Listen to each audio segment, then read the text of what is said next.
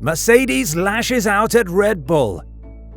It seems that the loss which Mercedes suffered from Red Bull in 2021 is still on the minds of people in Brackley, and rightly so, as Toto Wolff has once again talked about the rule change back in 2021, which eventually prevented Mercedes from continuing their domination from the previous season.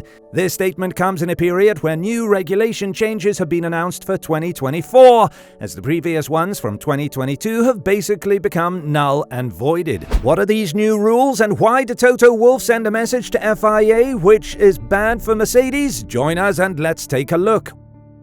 One aspect that hasn't been performing adequately, as evident from the recent Formula One regulations, is the promised improvement in racing dynamics. Firstly, it claimed that the racing would become less predictable, which unfortunately hasn't materialized, as seen by the races this year. Secondly, it suggested that more teams would be competitive for victories, which doesn't align with the fact that one team has dominated the season.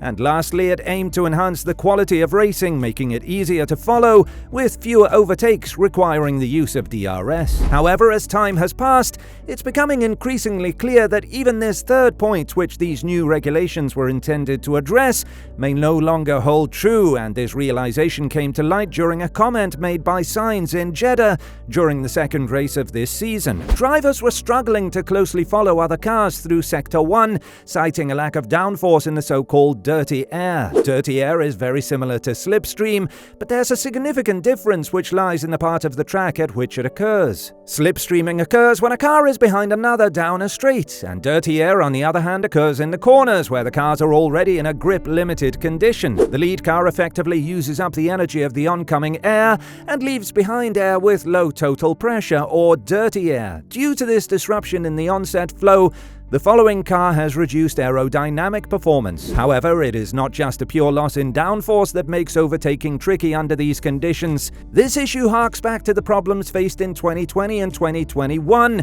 when the dirty air effect was at its worst. Carlos Sainz, along with nearly every other driver, has emphasized the increasing difficulty of trailing other cars this season, and if teams have managed to narrow the performance gap by half in just 1 year, it calls for decisive action. The article suggests potential steps to address this issue, considering adjustments to various aspects like the front wing, floor, and wheel fins. The aim is to rebalance downforce sources, potentially improving racing dynamics, and while some argue that current rules are already too limiting, efforts will be made to ensure a greater portion of downforce comes from the floor. However, there's an underlying concern that, given their intended objectives, the current set of regulations has fallen short, and while races like Bahrain 2022 and Austria showcased intense battles, such scenarios seem less prevalent nowadays.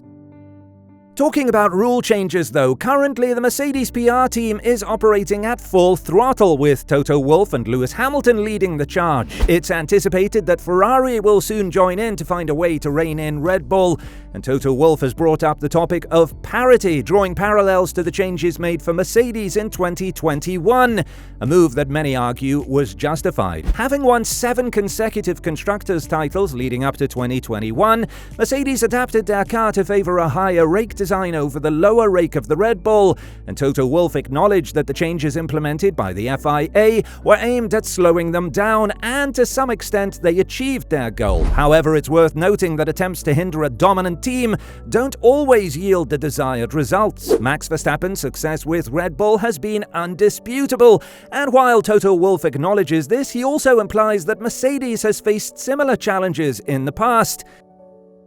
"I think we probably lost the 2021 Drivers' Championship for many reasons," he said.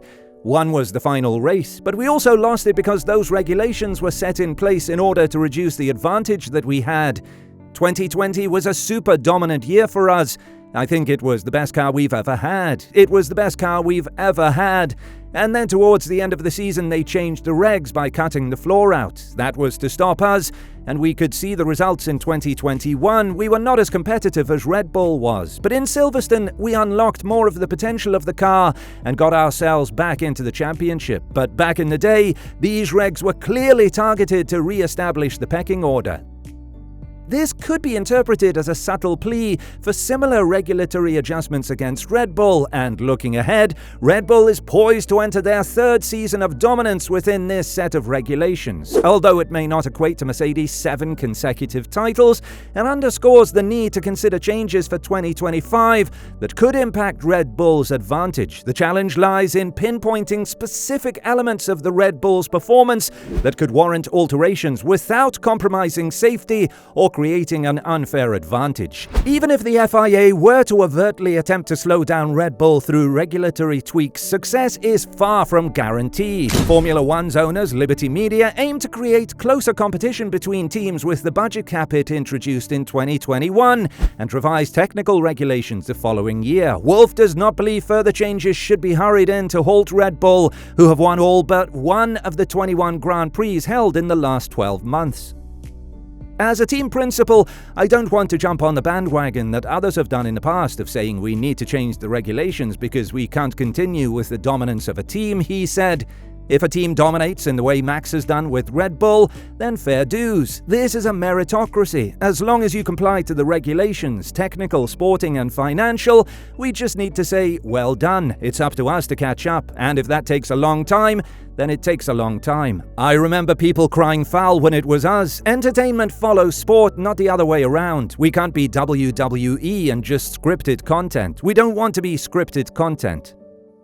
Nevertheless, such endeavors could add an intriguing dimension to the 2025 season, acting as a precursor to the 2026 regulations. Max Verstappen is on the brink of setting a new record for most consecutive podium finishes, with Michael Schumacher's 19 podium streak currently in the lead, followed closely by Lewis Hamilton and Fernando Alonso, and barring unforeseen circumstances, Verstappen is well on his way to claim this record. However, past experiences in Singapore indicate that unexpected events can alter outcomes. I think that winning 8 titles in a row was bound to have its challenges, and it just happened that the year Toto Wolff and Mercedes were seeking revenge, things didn't go their way. It's important to show some grace and shift their focus towards strengthening their team, because dwelling on what could have been might cost them opportunities in the present and future. Regarding the rule changes in 2021, it's worth noting that they were primarily driven by the limitations of the Pirelli tyres, which struggled with the increasing loads. Interestingly, the alterations in Pirelli's tyre construction during that year